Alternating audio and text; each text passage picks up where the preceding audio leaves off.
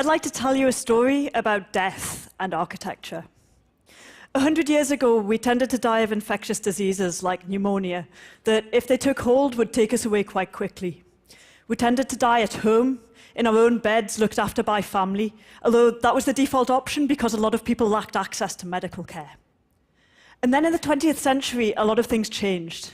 We developed new medicines like penicillin so we could treat those infectious diseases. New medical technologies like X-ray machines were invented, and because they were so big and expensive, we needed large centralized buildings to keep them in, and they became our modern hospitals. After the Second World War, a lot of countries set up universal healthcare systems so that everyone who needed treatment could get it. The result was that lifespans extended from about 45 at the start of the century to almost double that today. The 20th century was this time of huge optimism about what science could offer. But with all of the focus on life, death was forgotten, even as our approach to death changed dramatically. Now, I'm an architect, and for the past year and a half, I've been looking at these changes and at what they mean for architecture related to death and dying. We now tend to die of cancer and heart disease, and what that means is that many of us will have a long period of chronic illness at the end of our lives. During that period, we're likely to spend a lot of time in hospitals and hospices and care homes.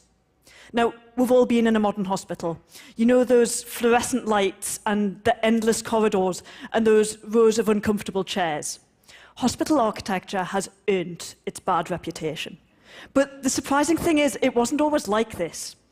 This is l'Ospedale degli Innocenti, built in 1419 by Brunelleschi, who was one of the most famous and influential architects of his time.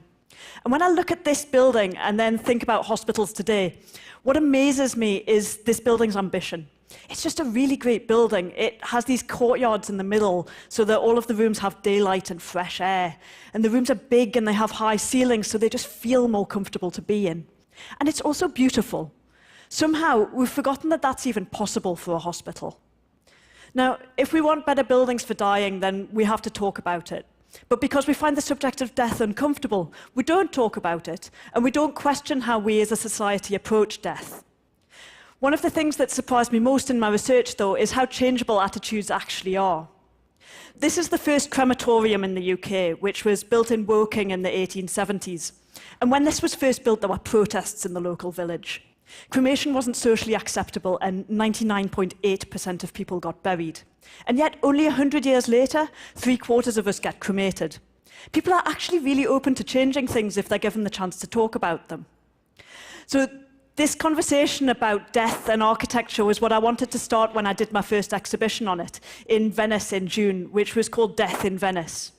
And it was designed to be quite playful so that people would literally engage with it. This is one of our exhibits, which is an interactive map of London that shows just how much of the real estate in the city is given over to death and dying. And as you wave your hand across the map, the name of that piece of real estate, the building or cemetery, is revealed. Another of our exhibits was a series of postcards that people could take away with them. And they showed people's homes and hospitals and cemeteries and mortuaries. And they tell the story of the different spaces that we pass through on either side of death. We wanted to show that where we die is a key part of how we die. Now, the strangest thing was the way that visitors reacted to the exhibition, especially the audio-visual works. We had people dancing and running and jumping as they tried to activate the exhibits in different ways. And at a certain point, they would kind of stop and remember that they were in an exhibition about death and that maybe that's not how you're supposed to act. But actually, I would question whether there is one way that you're supposed to act around death.